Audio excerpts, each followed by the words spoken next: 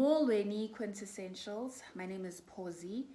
On the agenda today, I want to speak to a few misconceptions that exist about what it takes to be a publicist, to work in public relations, corporate communications. That this includes digital media, digital marketing. You know, the industry is multifaceted and it's large. And so let's jump right into it. First on my list, the first misconception I want to dispel is that you don't need qualifications to be a publicist, to work in communications.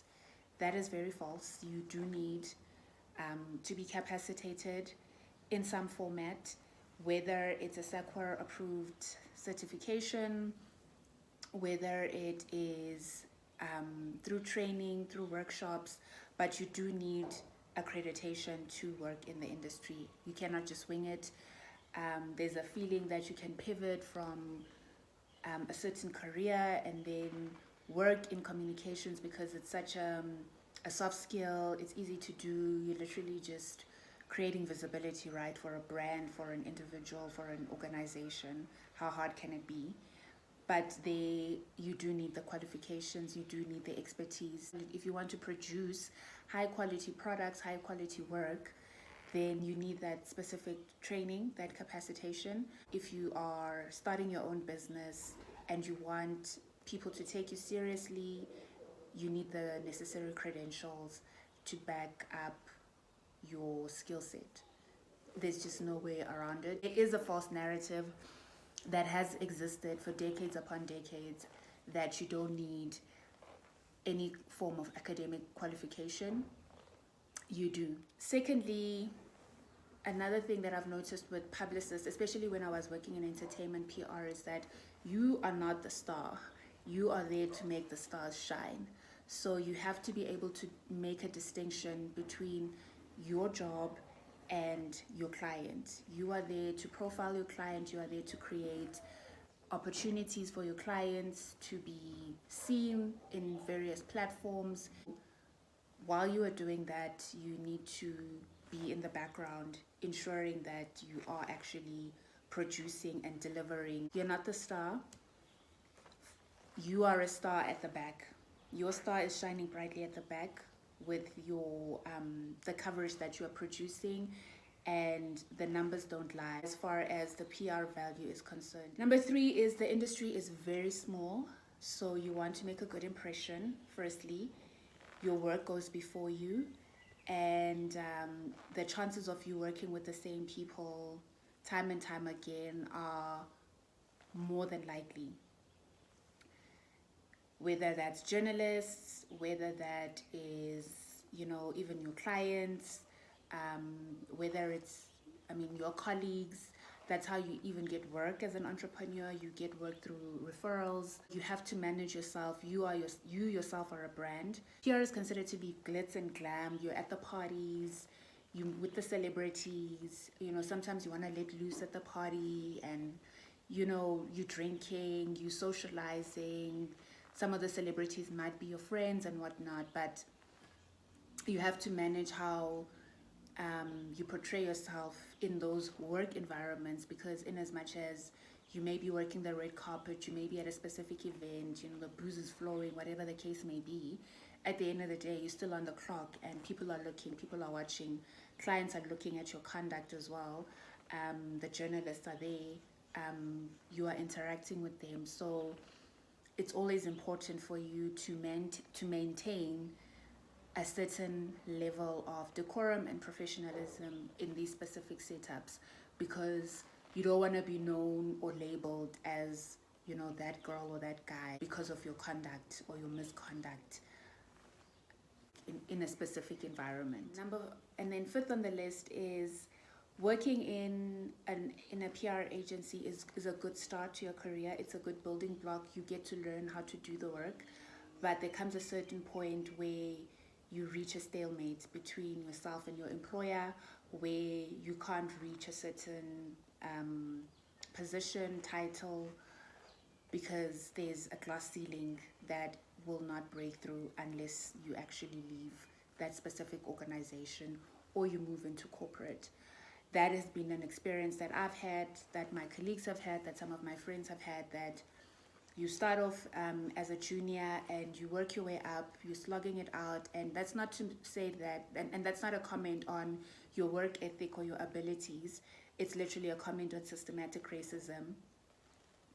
There comes a point, there comes a time where I think some of these agencies or organizations, they reach a specific quota and they only want to see a specific type of person in a specific type of environment. And no matter how hard you try, no matter how long of an hour, no matter how many long hours you put in, it's never going to be enough. No matter how many degrees you get, there comes a certain point where you're just not breaking through that ceiling. So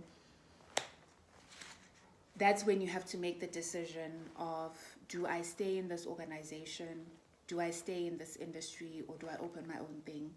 I realized that from the onset of my career that, okay, specifically agency life, agency work, I just was not able to get to the next level. I was stuck, I was stagnant. And I made the pivot into corporate, and then from corporate, I took a leap and I started my own business. Not all of us are designed or built to be entrepreneurs, but you need to assess your own situation and decide what is going to be the best career move for you. Staying in an organization when you can clearly see that there are no more growth opportunities, or looking for something that is going to be suitable and that will align with your growth path and your vision and your dream and your purpose for your own life. Number 7 is that your colleagues may have an inferiority complex. This will initially be shocking because some may appear as, strong and confident, even position themselves open to mentoring you and teaching you and capacitating you in certain areas. But it's a dog-eat-dog world out there, and people are flawed. This is not to say that this is how everybody is, but I've picked up a pattern where there's a lot of competitiveness within the industry, and especially if certain people are intimidated by your qualifications, they're intimidated by your work ethic, by your and they're just generally intimidated by the person that you are and the values that you hold. Imposter syndrome is going to slip in, and you will soon discover that not everybody that says they are for you are for you, and you'll most likely find support and assistance in places where you weren't even looking, or you didn't even think you would be supported or uplifted in those situations. Be wary of that. Not everybody is for you, but that's not to say you must live a life of fear and always on the defensive or on the offensive. Be open to new experiences and working with different types of personalities. Social intelligence, emotional intelligence is a skill that we all need to constantly hone throughout the journey of our career. Number 8 is PR is a very multifaceted, or let me not say, communications is a multifaceted profession. There are different spheres of expertise. So just because you're good at events planning doesn't necessarily mean that you'll be good at communication strategy development, for instance, or that you'll be able to do digital media or digital marketing. These are skills, as I mentioned in my first point, that have to be honed. You need specific qualifications for specific jobs within the industry. Case in point, when I started my career, it was all about media relation, getting placements in, print and TV. That still is the goal for most clients, but I think the reality of the situation is that people are not watching TV and people are not reading newspapers. So if you're not pivoting into social media marketing, you're not training, you're not capacitating yourself in digital marketing or media, you're doing yourself a disservice. AI is here, it's knocking on the door, it's literally walking in, it's in the foyer. What are you going to do in that situation? So you have to constantly assess what are the industry trends and benchmark yourself against what's happening globally, but also what's happening within your specific sector and within your specific environment and within your specific sector. Otherwise, you're gonna get left behind, and your job is gonna be obsolete if you still believe that you are going to work simply by having one skill set, i.e., media relations. You need to be multifaceted so that you can get multiple different jobs, and more so if you're an entrepreneur.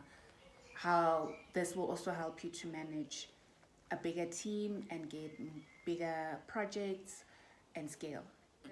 Number 9 is not all media placement is good placement. So don't be thirsty, don't be desperate. And clients do put us under pressure for media placements, like I've mentioned in my previous point 8, but you have to push back and use your expertise and speak up and advise and guide the client on what is feasible in the long run for them, because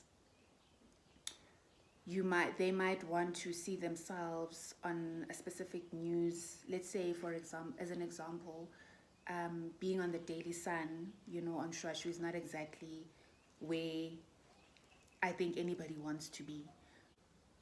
If you can avert a situation like that, do so by all means. It's difficult to control reporters and what they write on, but to actively pursue bad publicity is an absolute no-no.